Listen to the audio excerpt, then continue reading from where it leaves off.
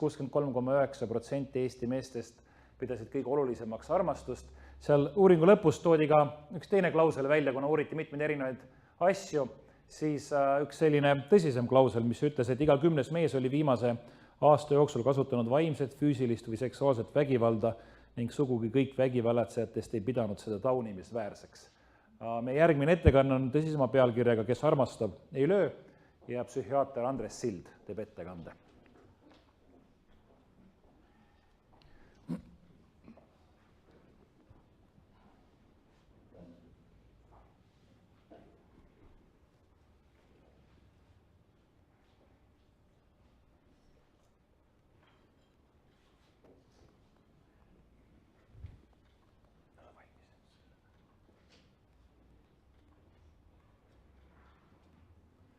Tere! Ma alustan peale nii kaua, kui elektroonika tööle hakkab. Kohe hakkab. Nüüd peaks elektroonika tööle hakkama. Hästi, aitäh. Andres Sild on minu nimi. Ja võib-olla see on ainukene ettekanne täna, mille puhul see konverentsi pealkiri on selline kurja kuulutav.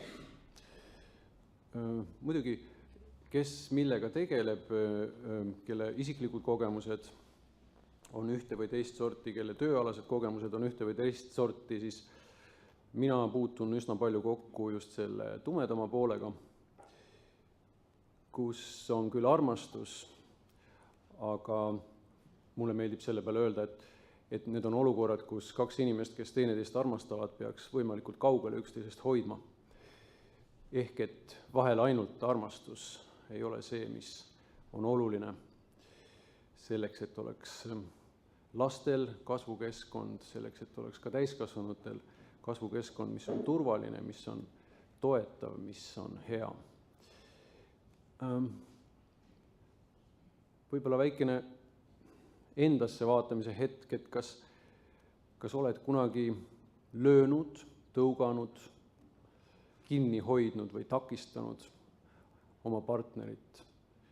Võib-olla siin auditooriumis neid inimesi on vähe, aga näiteks kritiseerinud või lihtsalt suure väsimuse foonil mitte märganud, mitte toetanud, mitte kuulnud teise inimese soove ja mitte kuulanud oma soove esiplaanile pannes, olnud nii-öelda enesekeskne, käega löönud sellele, mis teine soovib ja tahab, mitte pakkunud turvalisust. Et need on need teemad, kus algab vägivald ja kus algab turvalisus, et sinna vahele, ma arvan, mahub veel väga palju erinevaid seisundeid ja käitumisi. Aga kindlasti on see teema, selline laiem teema, millega mina igapäevatöös kokku puutun, nii nõustades siis ohvriabi poolt saadetud lepitusmenetluse ohvreid ja ka vägivalda kasutanud inimesi, kui siis ka käies mööda naiste varjupaikasid, naiste turvakeskuseid üle Eesti ja nähes siis seda, kuidas need suhted võivad väga halvasti minna. Õnneks on minu töös ka see teine pool, et me tegeleme ka koolitusega, et anda inimestele oskuseid, teadmisi, arusaamisi, et kuidas siis sellistest olukordadest välja tulla. Ma ei arvagi, et inimesed oleks oma loomu poolest pahatahtlikud, pigem oma tööd tehes viimased 20 aastat. Olen aru saanud, et inimestel lihtsalt puudub kannatlikkus, oskus. Koolis õpetame me matemaatikat, füüsikat ja muid tarku asju, aga tegelikult inimestel puudub selline koht, kus õppida sotsiaalseid oskuseid, eriti kui me räägime praegusest ühiskonna situatsioonist, kui peremudelit on järjest vähem ja vähem ees, tervet toimivat peremudelit. Seetõttu need õpetused, mida me oleme võtnud maailmast, kus kasutatakse neid aastakümneid, on teaduslikult põhjendatud, uuritud paarisuhte koolitusi. Need õpetused tunduvad eriti kohased ja eriti olulised tänase päeva Eestis. Lühidalt siin on kõlanud ja olete näinud lühendit PrEP Eestis on juba tuhandeid inimesi, kes on ka viimaste aastate jooksul paarisuhte koolituses käinud ja mitmed on ka hilisemates vestlustes andnud teada, et nende suhted ja suhte kvaliteet on oluliselt tänu sellele muutunud.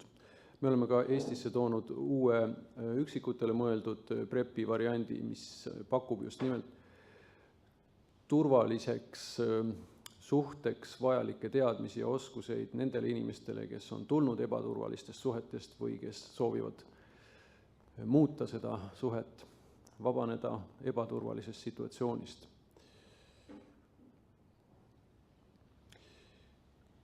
On tehtud hulgaliselt uuringuid, kus on leitud riskifaktorid, mis võivad saada suhtele saatuslikuks. Samuti on leitud suhte õnnestumiseks vajalikke eeldusi ja oskuseid. Me teame tänapäeval juba üsna palju, mitte ainult armastuse biokeemiast, vaid tegelikult palju rohkematest asjadest, suhte sisust, suhteoskustest. Me teame seda.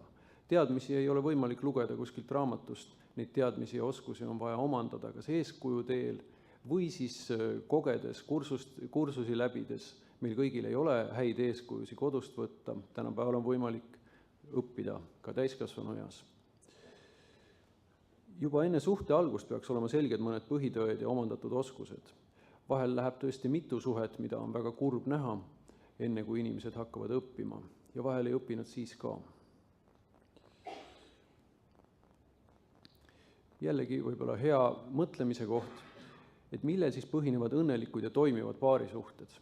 Võib-olla esimene rutakas vastus võikski olla, et armastusel. Siiski, täna tahaksin ma rääkida kah võib-olla vähestest ettekannetest erinevalt hoopis ühest teisest väga tähtsast alustavast vundamendist, mille peale loomulikult saab ehitada suhte muud faktorid, läheduse, armastuse ja nii edasi.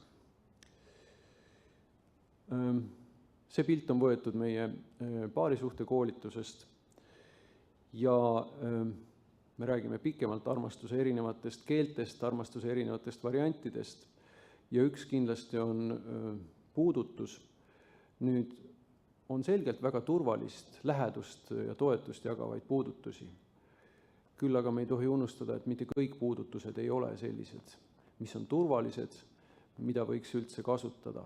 Ja paarisuhte jooksul võib olla olukordi näiteks tüli käigus, kus teise inimese puudutamine on selgelt ebaturvaline. Kui on suhe taastunud ja hea lähedus taastunud, jällegi muutub turvaliseks.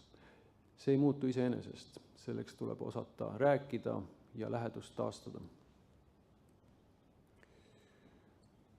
Võib-olla minu ettekande üks kesksemaid pilte on siis just nimelt turvalisus ja kõige tähtsam mõiste. Ehk et see on see, millest ma tahan täna rääkida.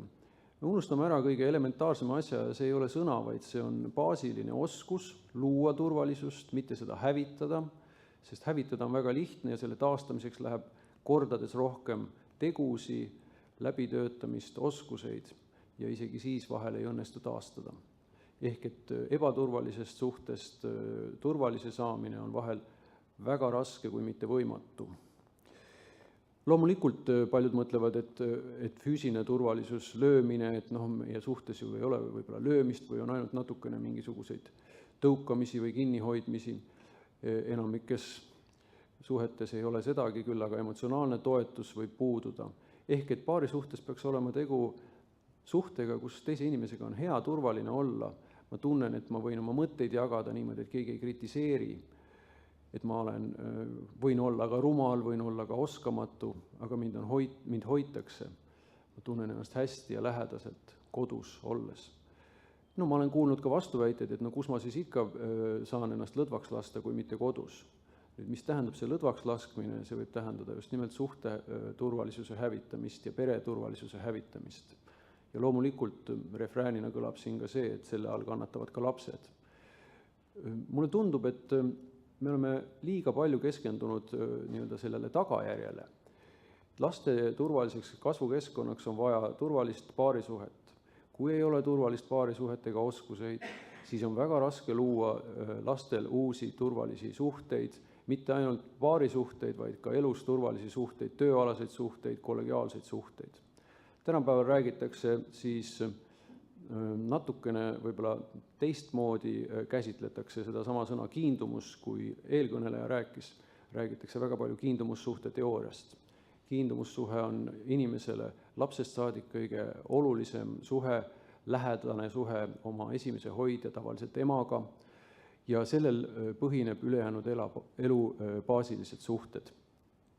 Kui need suhted on ebaturvalised, siis ülejäänud elu inimene kas otsib midagi või tunneb ennast üksikuna, ei suuda luua lähedussuhteid.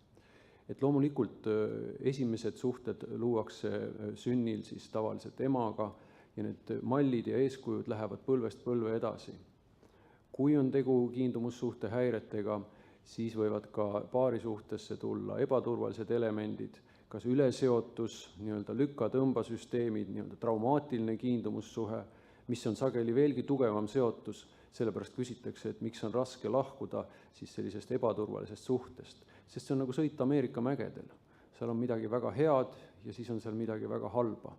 Ja selline, kes on kuulnud Stockholmi sündroomist, et selline nii-öelda traumaatiline seotus tekib ja tekitab veelgi tugevama suhtest kinnihoidmise kui normaalse lähedussuhte puhul.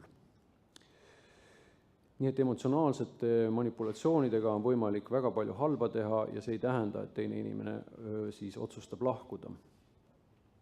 Me räägime ka pühendumise turvalisusest, kas me näeme ühist tulevikku või iga tüli käigus on see siis mingi pisiasi, et miks prügikast ei ole välja viidud või miks mingisugused riideesemed vedelevad, jõutakse paari lausega sinna, et lähme siis lahku, meil ei olegi mõtet koos olla ja ikka elatakse koos edasi. Ehk devalveerub ühine suhte tuleviku nägemus. Ja loomulikult ka see, milline on ühiskondlik toetus suhtele, milline on ühiskondlik arusaamine. Tänapäeval, kui me teame, et suurem osa suhteid ei olegi ametlikult registreeritud ja ametlikult abielus olevad suhted üle poole lähevad lahku, siis mulle tundub, see on küll see, mis mulle tundub, et inimeste meele sees on endiselt soov ja unistus turvalisest, kauakestvast paarisuhtest, aga reaalsus on juba teistsugune. Meie lapsed elavad juba teises reaalsuses. Ja selleks, et seda muuta, ma arvan, ei piisa ainult üksikinimeste soovist, selleks, ma arvan, on tähtis, et me vaatame ka ühiskondlikul tasandil, ka riiklikul tasandil, milline on meie perepoliitika. Mitte ainult seda, milline on meie poliitika laste suhtes, ebaturvalistes olukordades, vaid kuidas me loome tulevikus turvalisemaid suhtesüsteeme, mida me saame koos teha, et see pilt muutuks. Unistada ju võib. Isegi mina, küüniline psühhiaater, unistan aeg-ajalt. Nüüd, mida me veel püüame õpetada inimestele ja mida pakkuda? Kuidas ebaturvalistes olukordades mitte kahjustada teineteist, kuidas katkestada ebaturvalisi situatsioone, mitte nii-öelda lõpuni tülitseda, et suhe oleks siis hävitatud, ehk õigel ajal hoida seda turvalisust. Ja loomulikult baasiliste suhtlemisoskuste õppimine. Et need kõlavad lihtsalt ja sellepärast ma ütlen, et paberi pealt neid ei loe või arvutist. Need on oskused, mida peab koos läbi tegema, koos läbi arutama. Ja üks võimalus, millest me siin räägime, on siis PREP paarisuhte koolitus, on ka teisi koolitusi. PREP-i eelis on võib-olla see, et on teaduspõhine ja käesoleval aastal mul on hea meel teatada, et koostöös Tartu Ülikooli teadlastega viime läbi ka Eestis siis uuringut, et uurida siis, kuidas inimesed oma suhetes on ja kuidas sellised koolitused võiksid kaasa aidata. Mujal maailmas on aastakümneid selliseid uuringuid juba tehtud. Ja loomulikult kõik on oodatud uuringud osalema. Uuringu üks toetajatest on ka Hasartmängumaksu Nõukogu. Õnnemängude just.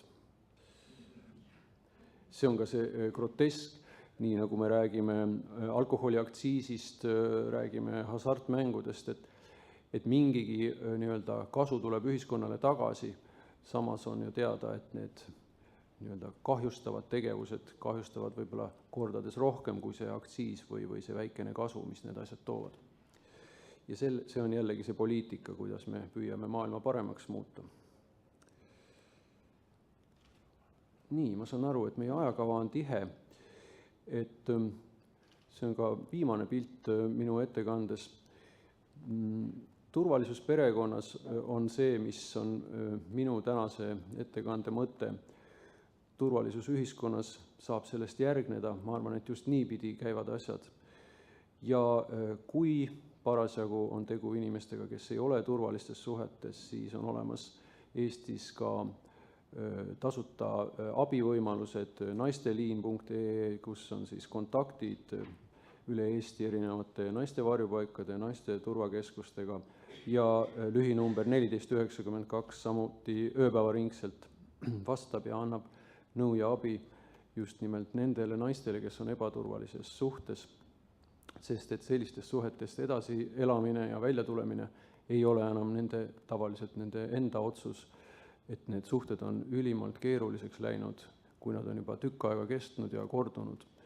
Seetõttu ma arvan, on oluline ka ühiskondlik arusaamine, et sellise olukorra katkestamine vajab välist abi. Tänan tähelepanu eest!